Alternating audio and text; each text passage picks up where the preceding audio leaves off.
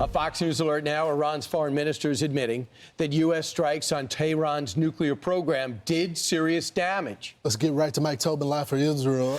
Good morning, Mike. Good morning, Lawrence. We're still in the mode of trying to determine the extent of the damage done to Iran's nuclear program by this 12-day war. But former U.S. Secretary of State Condoleezza Rice appeared on Brett Baer's show last night, and she said, among other things, it was irresponsible to leak and publish the early low-confidence intelligence reports. She also said that the Iranian nuclear program has been set back and the entire region changed by 20 months of war since October 7th. When you look at what the Israelis were able to do to Hezbollah, what they were able to do to Hamas, the significant efforts against the Iranian military establishment, against scientists, this really is a now crippled Iran. And a crippled Iran is good for the region.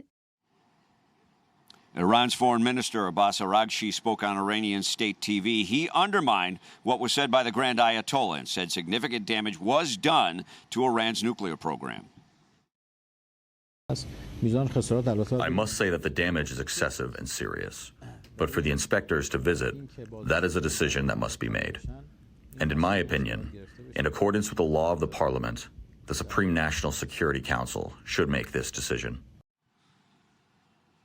Now, Araghchi also countered President Trump and said there are no plans for Iranian and U.S. representatives to have any dialogue in the near future. Also, Iran's Guardian Council passed a measure that would ban cooperation with Iran and the UN nuclear watchdog, the IAEA. The Director General of the IAEA has been pressing to get his inspectors on the ground in Iran. He said if Iran stops cooperating, that would put them outside of international law. Gang, back to you. Hey, Mike, do you think it's significant that the foreign minister says there was substantial damage and the Grand Ayatollah minimized it? Aren't they usually on the same page? I think they should be on the same page, and I think it's quite remarkable the fact that you have the foreign minister coming out on Iranian state TV of all of the venues countering what was said by the Grand Ayatollah. He's going through the state channels and breaking ranks, if you will. So I think that's a remarkable development. You think that Araghchi, he's more of a modern guy. So it's something to watch, and it's quite significant. Yeah. Is that foreshadowing what's to come? A lot of people losing power? Yeah. Yeah, well, it's tough for me to tell what is to come, but I certainly think that is a remarkable development. Mm-hmm. All right, thanks, Mike. Thanks, Mike. You know, it also said the 86-year-old Grand Ayatollah, he evidently is known as a good speaker and motivate or inspirational to people that want to listen to him. He said they appeared more tired than he was just a week ago, speaking in a hoarse voice and occasionally stumbled over his words, which is rare for him. So maybe he's feeling the pressure of the greatest attack since his reign. Well, he's been literally underground, hiding. I mean, essentially, the president of the United States saved his life because the Israelis wanted to take him out. And the president gave him some grace, especially after he greenlit an assassination on his life. The president said, not right now. We know where he is. Let's keep him there. And Donald Trump said if they try to rebuild, then we won't hesitate to launch another strike. And General Jack Keane talked to you about that. Listen. This is a diabolical regime that likely has already made up its mind to recover and rebuild its nuclear enterprise. That's where these guys are. But listen, they're on their knees in a way they never have been.